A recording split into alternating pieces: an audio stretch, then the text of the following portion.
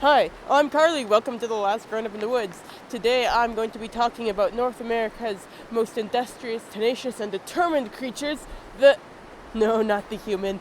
It's a creature that's earned itself a spot on the Canadian 5-cent coin for giving up its fur to European fashionistas centuries ago, allowing European fur traders to delve further into the continent, spreading environmental disaster wherever they went, and also spreading disease, addiction, and cultural destruction to thousands of people.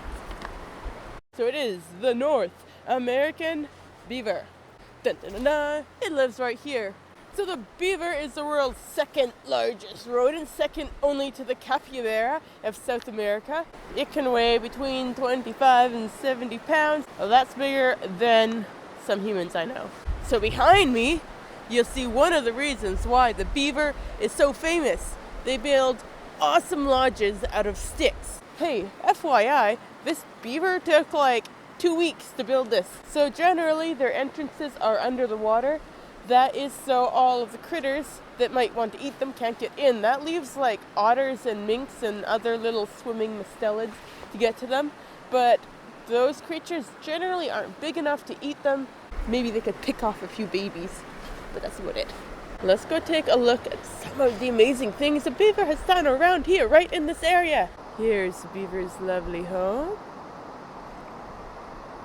And here is the bank of trees that this beaver has cut down in the last few weeks. You'll notice that a lot of the branches here are missing their bark. That's because that's what beavers eat. A lot of people think the beavers eat wood. Wood is just pretty much dead cells. There's no real nutrients in it. So they actually eat the bark or the little green twigs.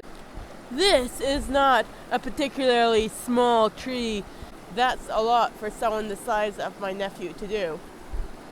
He barely even has teeth. So you probably also are aware of beaver dams. This beaver didn't make a dam. I guess he figured that this was protected enough. They drive farmers and other people nuts, but they're super important for building wetlands. Let's go to one right now. So I'm taking a wander at the Great Blue Heron Nature Reserve. It is a nature reserve protecting a great blue heron rookery, hence the name, but it is also a great little wetland habitat. There's tons of beaver activity here, and the dams that they create, although they sometimes block salmon migration, they also create great habitat for those salmon to grow up. No beavers today, but you know, I'd even settle for a stuffed beaver. Some of you may have met Sam in a former video. Well, I am here with Sam's nephew, Henrik. So let's talk about some of the physiological traits that make beavers so amazing and so well adapted to their environment. So the first really cool thing is their eyes.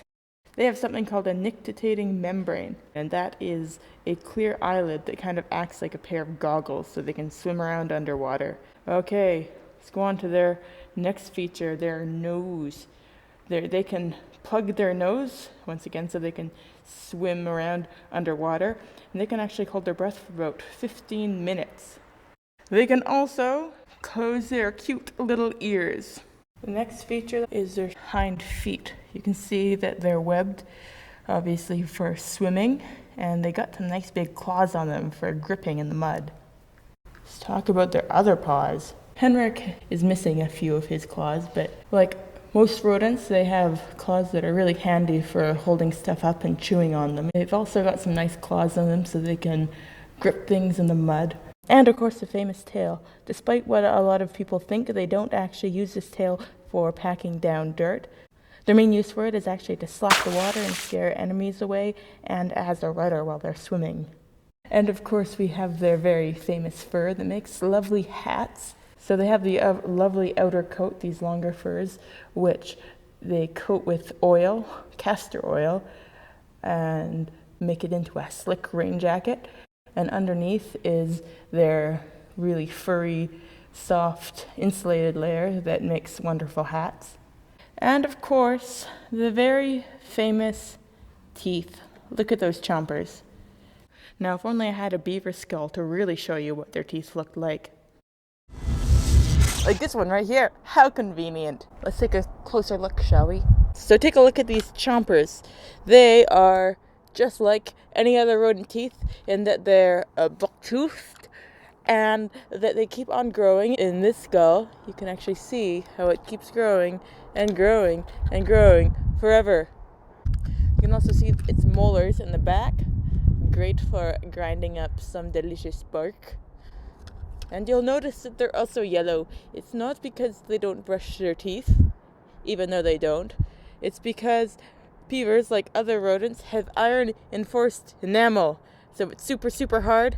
But the back teeth do not have the iron-enforced enamel. They're just regular old white enamel like the rest of us mortals have. And that means that it breaks away faster than the iron stuff, which means that they are self-sharpening teeth too. I am the vicious beaver. And this is my, oops, I forgot to film an outro. If you would like to subscribe, you can do that by clicking right here. And also there are some other cool videos right here and right here, right there, that you should definitely check out if you thought this one was okay. If you want to learn more about nature stuff. I got something in my eye. Okay, thanks for watching. Bye.